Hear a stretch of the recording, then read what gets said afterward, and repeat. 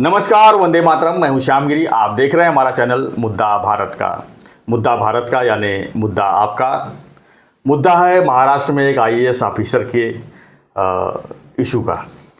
जी हाँ, आईएएस जो अभी नई नई बनी है पूजा खेड़ेकर, इस समय विवादों में आ गई हैं। क्यों विवादों में आई हैं, क्या कारण है, इसी पर चर्चा ट्रेनिंग पीरियड में है जी। क्यों उन्होंने विवादों में आई हैं, क्यों सुर्खियों में है। अभी मैं विधानसभा में भी देखा, उन्होंने मीडिया से सवाल जवाब कर रही थी। उनका कहना है कि हम जो भी कहना है हम कमेटी के सामने कहेंगे। अभी हम कुछ नहीं बोल सकते, लेकिन सवाल ये उठता है कि आखिर में एक आईएएस ऑफिसर के ऊपर इतना प्रेशर, इतना दबाव, इतना कंट्रोवर्सी क्यों हुआ है। क्योंकि हर साल आईएएस की नियुक्ति होती है, पहले उनकी ट्रेनिंग होती है, ट्रेनिंग के बाद उनका पोस्टिंग होता है। तो क्या है पूरा मामला, इसी पर हम थोड़ा समझ के लेते हैं। सर क्या समझ रहे हैं सर? पहली चीज़ तो ऐसी है कि चोर तो चोर वर शिरचोर। तुमने इतनी गलतियां की है। तुमने क्रीमी लेयर में होने के बावजूद 125 एकड़, उसके 200-500 करोड़ की प्रॉपर्टी है उसके बाप की जी। तो वो गरीब कैसे हो गई? ओबीसी में उसने अपने को गरीब दिखा के क्लेम किया आईएएस में परीक्षा में। वो उसका नंबर आता ही नहीं था आईएएस में जी। वो उसने झूठ बोला कि मैं आंखों से वीक हूँ, हैंडीकैप्ट हूँ और मेंटली भी वीक हूँ। तो ऐसे लोग आईएएस कैसे बना देते हैं? हाँ नहीं, फिर उन्होंने इसके आधार पर खुद को वैसे उसका ससुर बाप सब पहले आईएएस रह चुके हैं ना, तो उन्होंने दबाव लाके उसको इसी आधार पर कोई परीक्षा में न रखते हुए डायरेक्ट आईएएस में ले लिए प्रशिक्षणार्थी करके। और उसने आंखों का दिया तो उन्होंने बोला कि ठीक है, सरकारी हॉस्पिटल में हमारी कमेटी रहती है, वहाँ जाके आपकी आंखें दिखाओ, अगर वीक है तो वो प्रूव हो जाएगा, फिर आए अप्रूव करेंगे। आपका कास्ट का है वो भी ये करेंगे।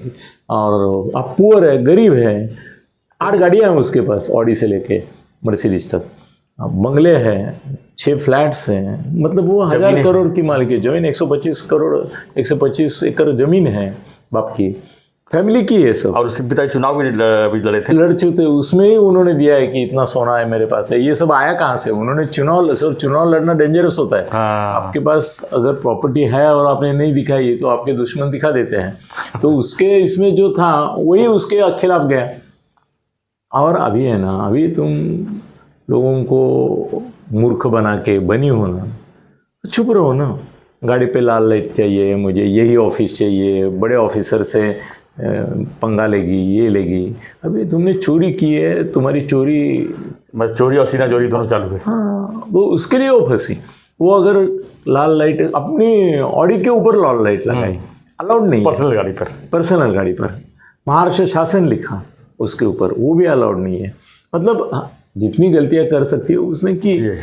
तो बाकी लोग जेलस होते हैं ना कि भाई तेरी लायकी नहीं है, ये नहीं है, फिर भी तू ये कर रही है, तो तेरा तो हम ठिकाना लगाएंगे।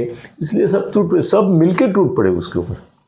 तो अभी उसकी जाएगी सर आईएएस, जाएगी 100%, लिख लो, जाएगी, क्योंकि वो फेल हो जाएगी हर एक कैटेगरी में। मतलब सारी चीज़ें ओपन हो गए पूरे। हाँ, मगर क्या उसका नुकसान है? 1000 करोड़ की मालकिन है वो।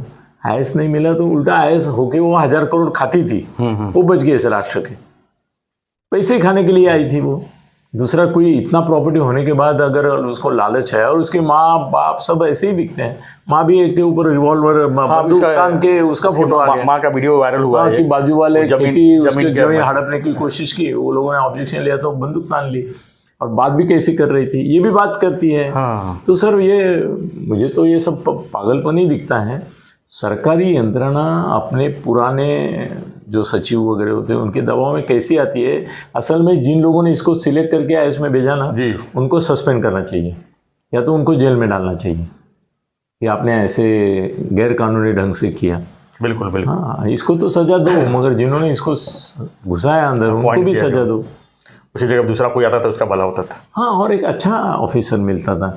तो ये क्या बोलते हैं, पूरा मामला जो है वो सस्पेंड हो जाएगी, 4-8 दिन में हो जाएगी। वो कमेटी का रिपोर्ट आएगा, वो खिलाफ जाएगा। सस्पेंड होने के बाद फिर वापस बहाल हो जाएगी कुछ दिन बाद। सस्पेंड मतलब जेल नहीं होगी उसको, वही ना, मतलब बर्खास्त होगी ना वो। हाँ, मगर दूसरे जगह अपॉइंटमेंट नहीं मिलेगा, लेकिन कुछ दिन बाद 6 महीना साल भर के बाद फिर वापस आ जाएगी। कहाँ आ जाएगी? ड्यूटी पे। कैसे आ जाएगी?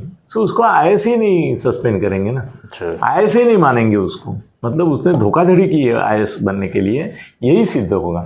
उसको जेल में भी डाल सकते हैं असल में, सरकार ने अगर तय किया। हाँ, मगर अभी तक उसको बचाया है, उसका देखो ट्रांसफर किया, उसको सस्पेंड नहीं किया, धूले में क्लियर किया है, नहीं और एक जगह किया है, तो वो बात अलग है। मगर कोई तो बचाने वाला महाराष्ट्र गवर्नमेंट में भी है, उसका बाप एक, वो जो बचा रहा है उसको, कि उसका ट्रांसफ़र करके वो रुका है। अभी ये सब मामला मीडिया में आ गया है, अभी वो सस्पेंड होगी और फिर प्राइवेट में खेती बाड़ी करेगी, ये करेगी, बस है उसको। सर लेकिन IAS का यूनियन होता है, पता है आपको? यूनियन होता है, यूनियन वाले भी काफ़ी इसमें हेल्प करते हैं। और नहीं, इनको नहीं हेल्प करेंगे क्योंकि ये गलत ढंग से IAS हुई है ना, इसको कैसे हेल्प करेंगे? इसके खिलाफ ही रहेंगे कि मैं एक अच्छा ऑफिसर बन सकता था, उसके बदले ये बनी ना जी। और IAS आप गलत तरीके से हुए और गलतियां कर जा रहे हैं, मतलब पागल है वो जो बोले ना, खुद बोली है ना मैं मेंटल हूँ, वो है सच में मेंटल, नहीं तो ये ऐसे कारनामे नहीं करती थी। तो जब मेंटल कोटे से आई है तो ठीक है, तो फिर क्या प्रॉब्लम है? जब मेंटल कोटे से ही आई है तो क्या दिक्कत है फिर सरकार को? सर मगर पागल है ना ये। अभी वो कल अगर कोई रिमार्क देगी आपके खिलाफ तो आप जाएंगे ना जेल में, उस पागलपन के दौरे में। जब वो खुद सामने से पागल कोटे से ही आई है तो ऐसे लोगों को क्यों आई? वो पागल कोटे से नहीं है, मानसिक अस्थिरता के कोटे से, मगर है पागल। मानसिक अस्थिरता भी तो वही होता है सर ना, कि आप पूरी तरह से, सरकार ने भी मानसिक अस्थिरता के बावजूद अगर कोटा रखा है तो सरकार की मानसिक अस्थिरता का प्रतीक है वो। आप शारीरिक अभ्यंग समझ सकते हैं, आप मानसिक अस्थिरता उसको भी कोटा है, मुझे मालूम नहीं था। तो ये कोटा तो सब जगह देना चाहिए। हाँ, मानसिक अस्थिरता का प्यून से लेके पंतप्रधान तक सबके यहाँ कोटा रखो, मानसिक अस्थिरता। वैसे भी लोग बोलते ही है कि अभी देश के बहुत सारे लीडिंग लीडर मानसिक अस्वस्थता में, कभी राहुल के बारे में बोलते थे, अब इनके बारे में बोलते हैं। आज कांग्रेस ने कौन है ना, ये बाल बुद्धि है करके बोलते हैं ना। हाँ, तो बालक बोला, हाँ बालक बुद्धि ऐसा बोले, वो बोले ये बैल बुद्धि है, बैल बुद्धि मोदी को बोले जाने दो। मगर ये पूजा खेड़कर मामला एक 8-10 दिन में शांत हो जाएगा, उसको निकाल देंगे, नहीं होगा कुछ इसमें, कार्रवाई नहीं होगी, कार्रवाई होगी, उसको निकाल देंगे, इतना ही दिखता है मुझे। ज़्यादा बहस करने लायक नहीं है, हम थोड़े मानसिक अस्वस्थ हैं। चलो ठीक है। तो फ्रेंड्स, आपको क्या लगता है कि जो पूजा खेड़ेकर का जो मामला है, क्या होना चाहिए आपके हिसाब से? क्या उसको नौकरी बहाल रहना चाहिए, क्या उसको घर बैठाना चाहिए? क्योंकि जिस तरह से प्रॉपर्टी उनकी है, जिस तरह से चीज़ें हैं, जिस तरह से वो कोटे में मेडिकल भी एग्जाम देने को तैयार नहीं है, जिस तरह से कोटे से आई है, तो क्या वहाँ पर रहना वो सही है? आपकी क्या प्रतिक्रिया हमें कमेंट बॉक्स लिखिए और बने रहिए ऐसी खबरों के लिए। देखते रहिए हमारा चैनल मुद्दा भारत का। चैनल को लाइक, शेयर और सब्सक्राइब जरूर करें। धन्यवाद। जय हिंद, जय महाराष्ट्र, जय श्री राम।